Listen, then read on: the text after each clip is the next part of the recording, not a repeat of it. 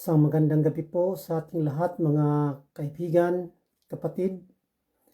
Sa pangalan ng ating Panginoong Jesucristo, ako po'y bumabati po sa inyo na sana po ay nasa mabuting kalagayan po ang bawat isa sa atin.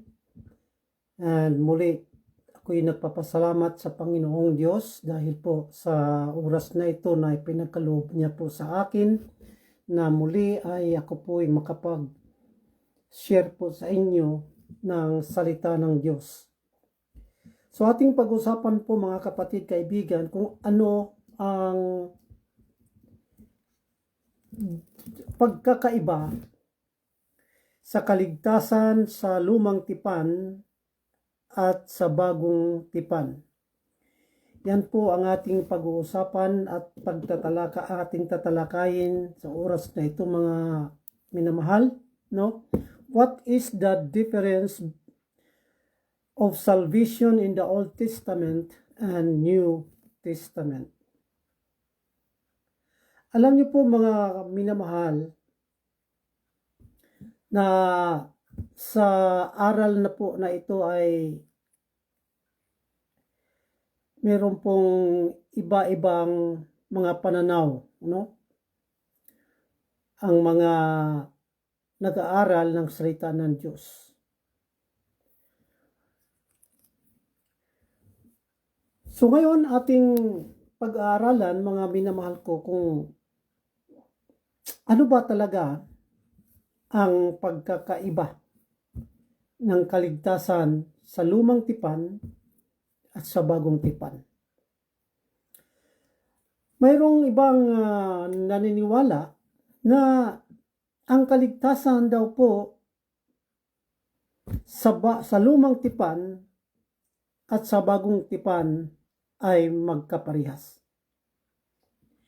Well, ito po ang ating pag-aaralan po ngayon mga kapatid dahil bilang nagsaliksik din po, no, ng salita ng Diyos ay mayroong pagkakaiba po para sa akin. At ito po ngayon ang aking ipapaliwanag po, no? Kung ano ang pagkakaiba sa kaligtasan sa Old Testament saka sa New Testament. Una-una po mga minamahal ko. Paano ba ang pamamaraan ng Diyos sa kaligtasan tungkol sa pagkamatuwid ng tao? So pag-usapan po natin yung tinatawag na righteousness pagdating sa kaligtasan.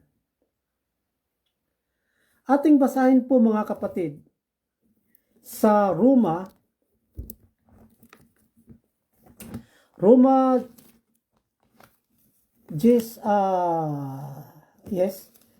chapter 10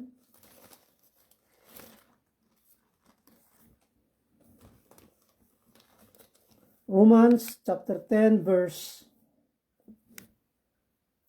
4 starting from verse 3 to 5. Okay? Ang sabi po dito, sapagkat sa hindi nila pagkaalam ng katuwiran ng Diyos at sa pagsusumakit na maitayo ang sariling kanila ay hindi sila napasakop sa katuwiran ng Diyos. Sapagkat si Kristo ang kinauuwian ng kautusan sa ikatutuwid ng bawat sumasampalataya. Sapagkat isinulat ni Moses na ang tao na gumagawa ng katuwirang ayon sa kautusan ay mabubuhay dahil dito. Mga kapatid, kaibigan, sabi po sa talata, aking basahin po sa English, for they being ignorant of God's righteousness and going about to establish their own righteousness, have not submitted themselves unto the righteousness of God. Excuse me. Verse 4, for Christ is the end of the law for righteousness to everyone that believeth. Mga kapatid, kaibigan, ating mababasa po dito sa verse 4, nasabi po dito, for Christ is the end of the law for righteousness. Now, ibig sabihin po ng talata na si Kristo, nung dumating si Kristo, ay inalis na po ang tinatawag na law for righteousness. For Christ is the end of the law for righteousness to everyone that believeth. So ating makikita po mga minamahal ko na bago si Kristo dumating sa sanglibutan ay itinuturo na ni Moses na sa pamamagitan ng kautusan ay magiging matuwid ang tao. For Moses describeth the righteousness which is of the law, that the man which doeth those things shall live by them. So dito po ating makikita na sa panahon ni Moses ay itinuturo na ang tao ay maging matuwid sa pamamagitan ng kautusan. Ngunit nung dumating si Kristo, ay inalis na po yung tinatawag na law for righteousness at pinalitan na po ng pananampalataya. Righteousness by faith. Kaya ito po yung sinasabi po nga dito sa verse 4. Na for Christ, Romans 10, for Christ is the end of the law for righteousness to everyone that believeth. Ibig sabihin po mga minamahal, nung dumating si Kristo ay wala na po ang righteousness o law for righteousness at pinalitan na po ito ng righteousness by faith in Christ. So yun yung pagkakaiba po mga kapatid, mga minamahal, sa lumang tipan at sa bagong tipan tungkol sa pagmatuwid sa tao pagdating sa kaligtasan. Brad, di ba sa lumang tipan si Abraham ay pinamaging matuwid ng Diyos sa kanyang pananampalataya? Bakit nasabi natin na law for righteousness o sa kautusan, sa pamamagitan ng kautusan ay maging matuwid ang tao? Na si Abraham po ay nagiging matuwid, ay binibilang na matuwid siya nung siya ay sumampalataya sa Panginoon. Mga kapatid, kaibigan, kung ating babasahin po ang konteksto ng talata doon sa Genesis chapter 15, kung bakit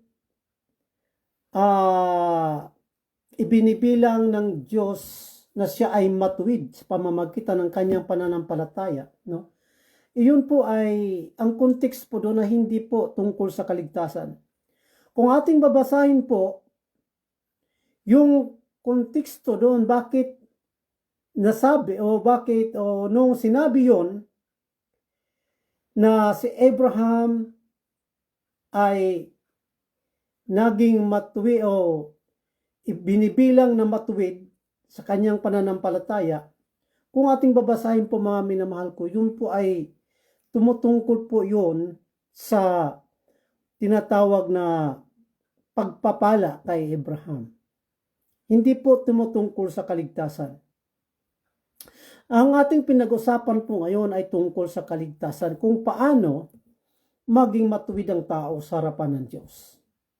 So ating nakikita po mga minamahal ko sa Roma 10:4 o 3 hanggang sa 5 na mayroong dalawang klaseng pagmatuwid na sinasabi ang Biblia. Ang Roma 10:3 hanggang sa 5. Ang una po, ang sabi po dito, for Moses describeth the righteousness which is of the law. So yun po ang itinuturo ni Moses na ang tao ay maging matuwid sa pamamagitan ng kautusan. Kaya sa Tagalog pa, sapagkat isinulat ni Moses na ang tao na gumagawa ng katuwirang ayon sa kautusan ay mabubuhay dahil dito. Ngunit, ang utos po na ito, ang pamaraan na ito kung paano maging matuwid ang tao nung dumating si Kristo po, ay inalis na po, no? Christ is the end of the law for righteousness. To them, to everyone that believeth. So ang bawat isa na sumampalataya sa Panginoong Jesucristo ay ibinibilang sila na naging matuwid sa Diyos. Kaya yan po mga kapatid, kaibigan ko, na unang pagkakaiba pagdating sa kaligtasan kung paano maging ituwid ang tao ay sa lumang tipan, ito po ay righteousness by the law. At sa bagong tipan na po, righteousness by faith. Yun po ang pagkakaiba nila. Pangalawa po, yung tinatawag na offering for sins. Yung pag-aalay para sa kasalanan. Kung ating papansinin po mga kapatid, kaibigan, ang nakasulat po sa lumang tipan kung paano mapatawad, paano linisin ang ating kasalanan, yan po ay sa pamamagitan ng pag-alay ng dugo ng hayop. Ngunit, ang bagong tipan, ito po ay ang dugo na ni Kristo. Ang dugo ng hayop na inalay para sa kasalanan, mga kapatid, kaibigan, ito po ay nagsisimbolo sa dugo ni Kristo na iaalay para sa kasalanan. Kaya po, nung wala pa si Kristo, nung sa lumang tipan pa po, ang paglilinis ng kasalanan ay sa pamamagitan po ng pag-aalay ng hayop. Sa dugo ng hayop ay doon po malilinis ang kasalanan ng tao at doon po mapapatawad ang kasalanan ng tao. Ngunit sa bagong tipan po mga kapatid, kaibigan, ang dugo na kailangan po doon ay dugo na po ito ng ating Panginoon. Ngunit, isang bagay pa po, mga kapatid, sa lumang tipan, pag ang isang tao na nagkasala, bawat kasalanan na kanyang nagawa, ay dapat pag-aalayan na agad yan ng hayop. kailangan magdala siya ng hayop doon sa tabernakulo upang ialay doon ang dugo ng hayop upang mapatawad ang kasalanan na kanyang ginawa. Yun po ang batas na itinuturo ng Diyos sa mga taong nagkakasala. Ngunit paano naman po ang mga tao na walang hayop na iaalay sa Panginoon na nagkakasala? May pagkakataon pa po ba silang maligtas sa kanilang nagawang kasalanan? Mga kapatid, ayon sa Biblia na once a year ay mayroong pong pag-aalay ng hayop para sa lahat ng tao. Lahat ng mga tao na nagkakasala. Yan po ay ginagawa po lamang sa isang beses sa loob ng isang taon. At kung paano yan ginawa, mga kapatid, ay sa pamamagitan po ng pinunong pari o high priest, mga kapatid, na ang pari na ito ay papasok doon sa meron po kasing sa tabernacle po kasi, mga kapatid, meron pong tawag na holy place. Nung una, meron pong 3 division po yun, no? Nung unang pagpasok doon sa tabernacle, ay yun po yung pag-aalay doon ng mga hayop na kung saan doon kakatayin, doon papatayin, doon ipapatulo yung dugo, no? At iwiwisik doon sa kortin o kortina, mga kapatid. Then ipangalawang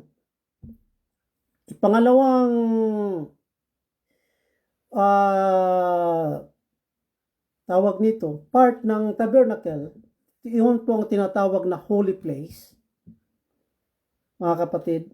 At ang ipangatlo, yun po yung tinatawag the most holy place, na kung saan nandoon yung tinatawag na Ark of the Covenant, na naglalaman po siya ng 2 tablets of stone na nakasulat po doon yung 10 Commandments at yung tungkod ni Aaron at yung jar of manna. Yun yung 3 bagay na napaloob doon sa tabernacle, sa Ark of the Covenant, na kung saan nandoon yung presence of the Lord. Andoon yung presensya at wala pong makakapasok doon na ibang mga pari o mga tao dahil napakadelikado po sa lugar na po na yon, yung sa part ng division na yon, dahil mamamatay po ang tao. At sa katunayan po, mga minamahal, no, na pag ang isang high priest na papasok doon sa loob na yon, sa most holy place na tinatawag, mga kapatid, kaibigan, ay kailangan wala talaga siyang mga daladalahin na kasalanan. Wala siyang, malinis siya na papasok doon. Dahil pag hindi siya karapat dapat na pumasok doon, mamamatay siya. Kaya nga po, pag ang isang high priest na papasok po doon ay tinatalian po yan ng kadina sa paa habang naglalakad. Dahil pag once na buwal ang pari na yon, hindi na siya makukuha doon dahil walang makakapasok doon na tao. Dahil sa tuwing may papasok doon na hindi karapat dapat, ay mamamatay po talaga. Kaya ganoon kahigpit, no, yung pagpasok doon sa tinatawag na most holy place. Okay? So yun po mga minamahal ko, ay binibigyan ko lang po kayo ng kunting background about the tabernacle, no? Kung saan ay doon inaalay yung hayop na kakatayin para sa kasalanan ng tao. Ngunit pagdating po sa bagong tipan, mga kapatid, kaibigan, ay wala na po yung paulit-ulit na pag-aalay ng dugo sa tabernacle. Kundi ang ipinalit po ay ang dugo ni Kristo na minsanan lamang ibinuhos doon sa krus ng Kalbaryo para sa lahat. Yun po, mga kapatid, kaibigan ko, ang pagkakaiba ng pamamaraan ng Diyos sa kaligtasan sa lumang tipan at sa bagong tipan. Dahil ang kinakailangan sa bagong lumang tipan ay ang dugo ng hayop at ang kailangan sa bagong tipan ay ang dugo ni Kristo. So yun po, mga minamahal ko, yung pagkakaiba po ng pamaraan ng Diyos ng kaligtasan sa lumang tipan at sa bagong tipan. Pangatlo po, mga kapatid, ang kaligtasan po sa lumang tipan ay fulfilling the law. Hindi po by faith, mga kapatid. Samantala dito sa bagong tipan, by grace, by faith, through faith.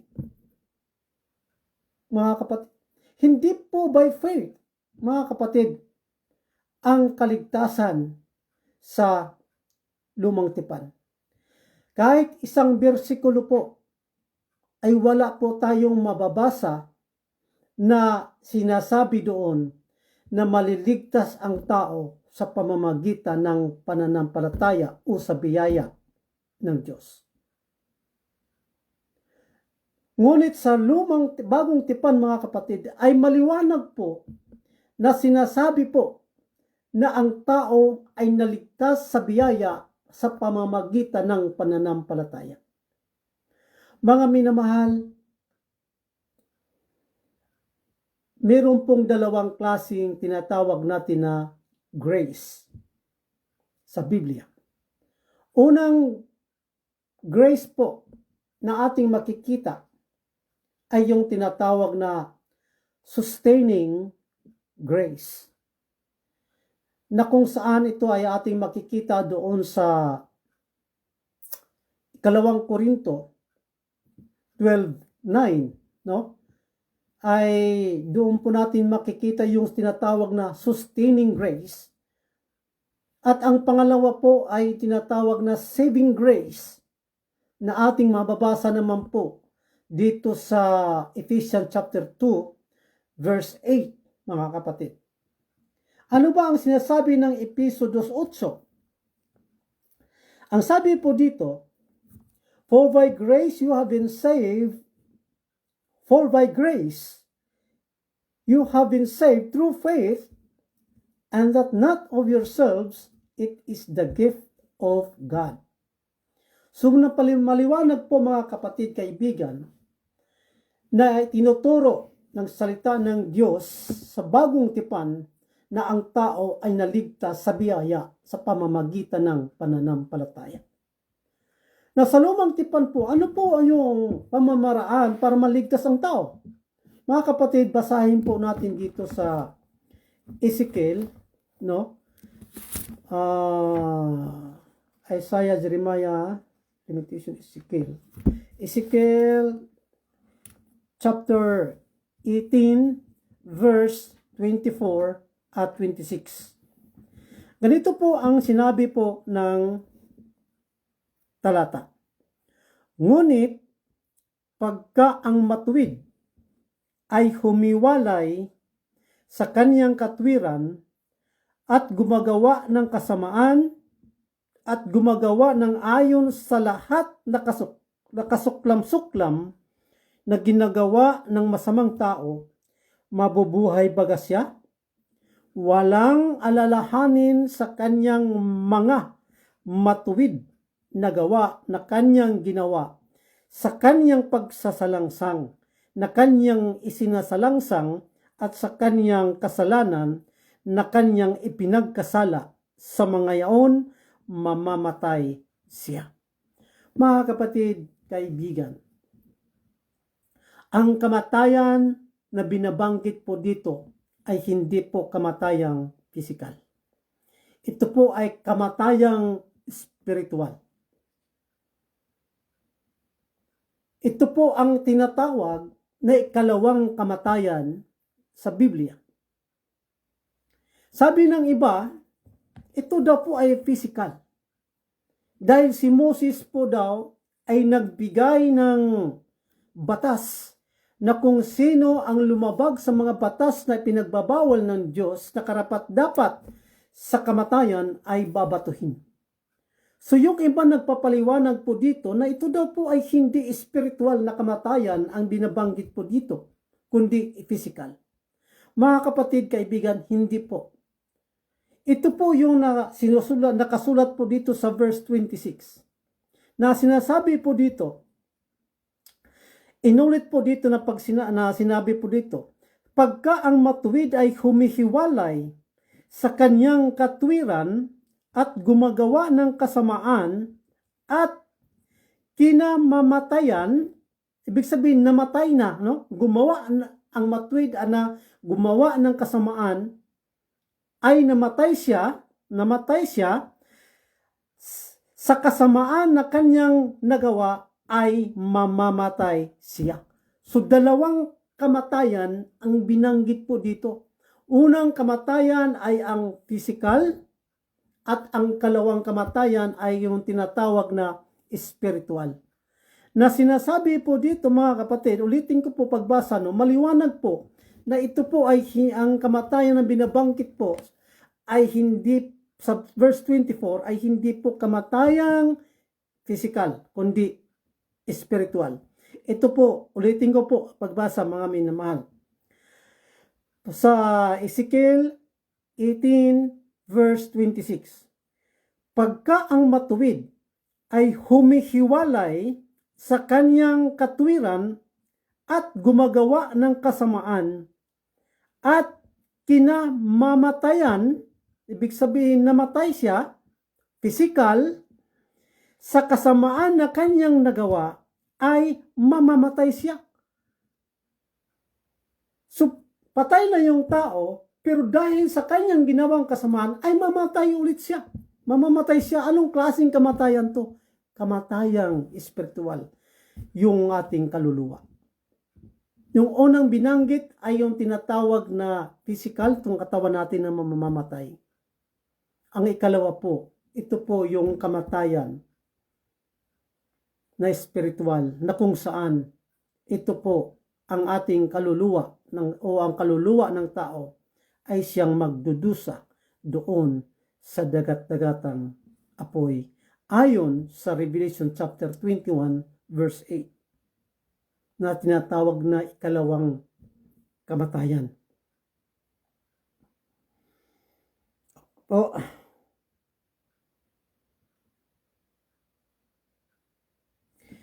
So, ating makikita po mga kapatid, kaibigan, na ang kaligtasan po sa lumang tipan ay kailangan mong maging matuwid sa pamamagitan ng kautusan. Fulfilling the law, not grace.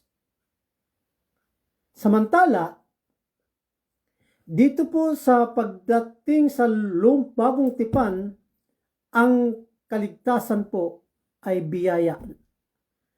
Biyaya na makamtan ng tao sa pamamagitan ng pananampalataya. Meron naman pong iba, sinuwa daw, nakalingap ng biyaya sa Diyos. Mga kapatid, totoo po yun na nagkaroon na nagkaano siya ng biyaya sinuwa sa Panginoon. Pero po, hindi po yun tumutukoy sa kaligtasan. Kung ating pag-aralan po, ang biyaya na binabangkit kay Noah ay yung tinatawag na sustaining grace at hindi po saving grace. Kasi po, sa lumang tipan ay wala pa po ang biyaya na tinatawag nating saving grace. Kailan ba dumating ang biyaya? Ayon sa Juan 1:17, mga kapatid, John chapter 1 verse 17, no? Na sinasabi po dito, sapagkat ibinigay sa pamamagitan ni Moses ang kautusan, ang biyaya at ang katotohanan nagsidating sa pamamagitan ni Hesukristo. For the law was given by Moses, but grace and truth came by Jesus Christ. Kailan dumating ang biyaya, mga kapatid? Dumating ang biyaya nung dumating si Kristo. Sa katunayan po, ang binabanggit na biyaya po, mga minamahal ko, ay nagsimbolo po ito kay Jesus Christ. Si Jesus Christ po ang biyaya na ibinigay ng Diyos sa tao. Ayon sa Titus chapter 2 verse 11, mga kapatid, na sinasabi po dito, no? Titus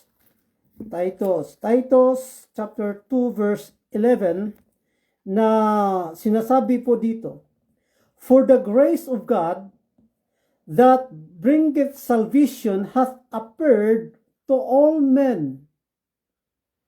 Ano daw? Sapagkat napakita ang biyaya ng Diyos na may dalang kaligtasan sa lahat ng mga tao.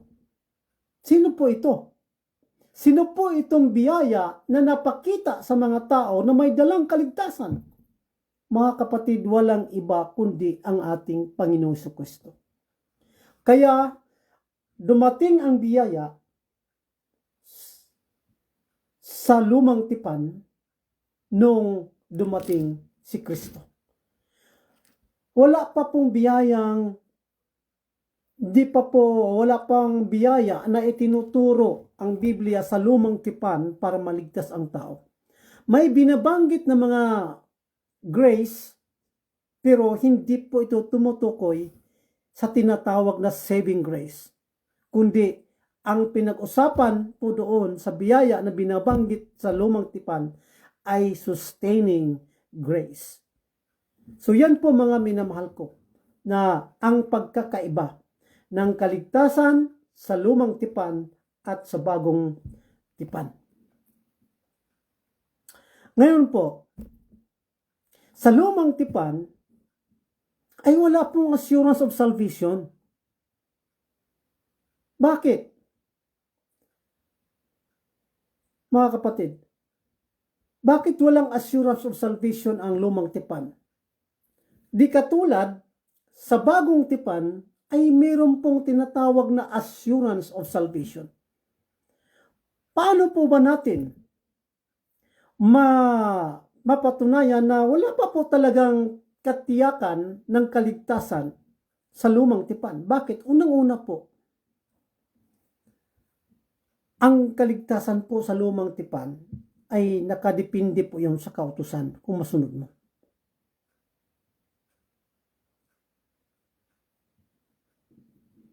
Kung masunod natin ang kautusan, ay may katiyakan tayo ng kaligtasan.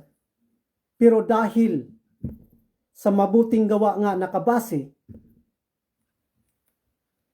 ang kaligtasan sa lumang tipan ay wala pong katiyakan ng kaligtasan. So, paano maligtas ang tao kung halimbawa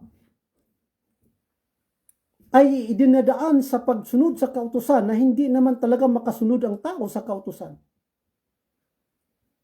Kaya nga po, mayroong pag-aalay ng hayop sa tuwing magkakasala ang tao. Yan po ang tinatawag nito, pangpalubang loob sa Diyos upang mapatawad ang kasalanan mo, mag-alay ka ng hayop. Upang ang dugo ng hayop na nagsimbolo sa dugo ni Kristo ay magiging paraan upang malinis ang kasalanan mo. Tulad nga sinabi ko, hindi lahat ng tao ay nakaka-afford ng hayop, no? Pero merong pagkakataon sa isang taon ay meron pong isang araw ng pag-aalay ng hayop para sa bayan, para sa lahat ng tao. Kaya meron ka pang chance na kung wala kang madala na hayop doon para bilang pag-aalay sa kasalanan, mga kapatid, may pag-asa ka pang maligtas kung maaabutan ka pa sa pag-aalay ng tinatawag na once a year na pag-aalay ng dugo ng hayop para sa bayan. Pero kung maabutan ka na wala kang inaalay ng hayop doon na nagkasala ka, maabutan ka ng iyong kamatayan, ay talagang hindi ka na maliligtas dahil wala nga pong katiyakan ng kaligtasan. Hindi katulad dito sa bagong tipan ay mayroon na pong katiyakan ng kaligtasan. Tiyak na po ang tao. Pag ang tao ligtas na, no, ay nakakatiyak na po siya ng kanyang kaligtasan. So paano pa natin malalaman na walang katiyakan ang kaligtasan sa lumang tipan? Mga kapatid, kaibigan, kung ating tatandaan sa Job, no? Na si Job po, mga kapatid, kaibigan, ay meron po talagang siyang maraming hayop, no? Actually, siya po, isa siya sa pinakamayaman sa lugar nila sa panahon na yaon. Marami siyang mga hayop. Kaya, siya po ay laging nag-aalay ng hayop para sa kanyang mga anak. Dahil alam niya na sa tuwing nagkaroon ng parte ang kanyang mga anak, ay iniisip niya na baka nakagawa na sila ng kasalanan sa Diyos. Kaya siya po ay nag-aalay ng hayop continually. Mga kapatid, kung ating basahin yung Job, no?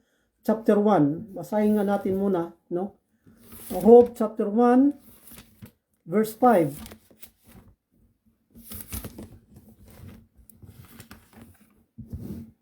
Ito po, mga kapatid.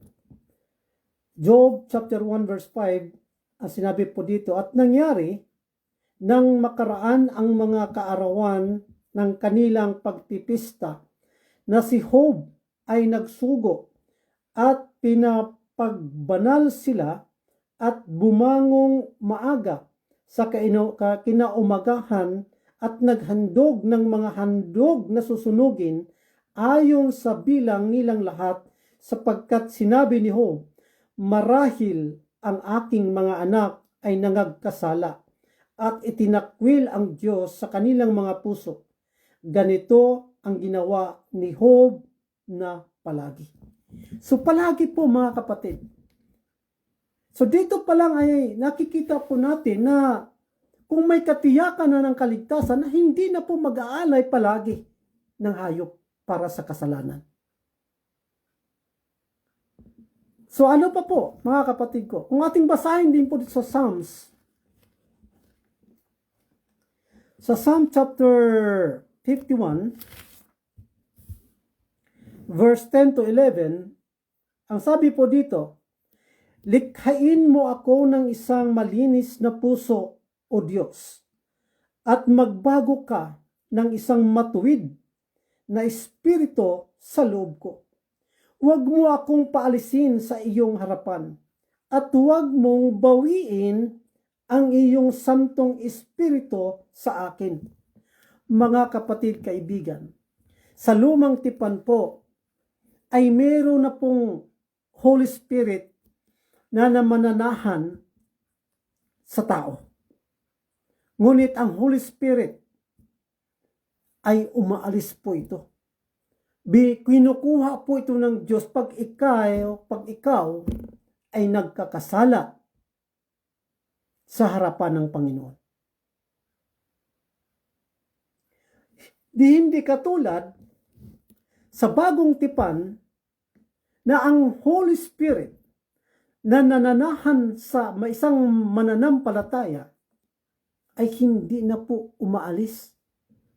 Mga kapatid, John chapter 14 verse 16, John chapter 14 verse 16 na sinasabi po dito, "And I will pray the Father, and He shall give you another Comforter, that He may abide with you forever." Mga kapatid, kaibigan, ang mang-aaliw na binabanggit po dito, walang iba po kundi ang banal na Espiritu. Na ang banal na Espiritu ay mananahan sa isang mananampalataya magpakailanman. Forever. Hindi katulad sa lumang tipan na pwede pang umalis ang banal na Espiritu. Kaya wala pa pong katiyakan ng kaligtasan, ang kaligtasan sa lumang tipan. So magkaiba po, mga minamahal ko. So yun po, mga minamahal, na ang kaibahan po sa kaligtasan sa lumang tipan at kaligtasan po sa bagong tipan. Oo, ulitin ko po, ang pagkamatuwid sa lumang tipan ay righteousness by the law. Ang sa bagong tipan, righteousness by faith in Christ. Sa lumang tipan, nag-o-offer sila, offering for sins, sa pamamagitan ng hayop, sa dugo ng hayop. Sa bagong tipan po, ang dugo na in-offer po para sa kasalanan ay ang dugo na po ng ating Panginoong Hesukristo. Actually po, si Kristo po ang hayop po, ang dugo po ng hayop, yan po ay nagsisimbolo sa dugo ni Kristo. Kaya, yung kaligtasan po doon sa lumang tipan ay looking forward sila sa darating na Misaya. Ngunit sa ating kaligtasan, ngayon, we are looking backward kung ano ang ginawa ng ating Panginoong Hesukristo doon sa krus ng Kalbaryo. Sa lumang tipan po, mga kapatid, ay hindi po biyaya ang kaligtasan. Fulfilling the law. O kailangan mong maging magkaroon ka, mayroon dapat, kailangan kang hindi nagkakasala o kailangan mo ng mabuting gawa. Hindi katulad sa bagong tipan ay talagang sinasabi na ang kaligtasan ay biyaya ng Diyos na matanggap sa pamamagitan ng pananampalataya. At pang-apat po, wala pong katiyakan ang kaligtasan sa lumang tipan, unlike sa kaligtasan dito sa bagong tipan ay meron na po katiyakan. So yun po, mga minamahal kapatid, kaibigan, ang pagkakaiba po ng kaligtasan ng sa lumang tipan at sa bagong tipan. Okay? I hope na mayroon po tayong matutunan, no, sa gabing ito po tungkol sa pamamaraan ng Diyos sa kaligtasan sa lumang tipan at sa bagong tipan. So ulitin ko po, hindi po magkaparihas, hindi po by faith, no, ang kaligtasan sa lumang tipan. Sa New Testament, sa bagong tipan, yes, by faith. Dahil wala pong talagang isang talata sa Biblia na nagtuturo na mayroon pong naligtas sa lumang tipan sa pamamagitan ng pananampalataya. May tinuwid ang Panginoon si Abraham. Pero po ang context po ng katwiran na yun na hindi po tungkol sa kaligtasan. Hindi po. Hindi katulad sa bagong tipan, talagang ilang bisis na itinuturo na naligtas ang tao sa pamagitan ng pananampalataya at hindi sa pagsunod sa kautusan. Amen? So I hope and pray na mga kapatid ay naliliwanagan po tayo sa na-enlight po tayo sa salita ng Diyos sa gabing ito, no, tungkol sa natawag natin na difference of salvation in the Old Testament and New Testament. So maraming salamat po muli at I hope and pray na may natutunan po kayo sa gabing ito sa ating pag-aaral. Maraming salamat po at pagpalain po tayo ng lahat. God bless us all, mga kapatid, kaibigan.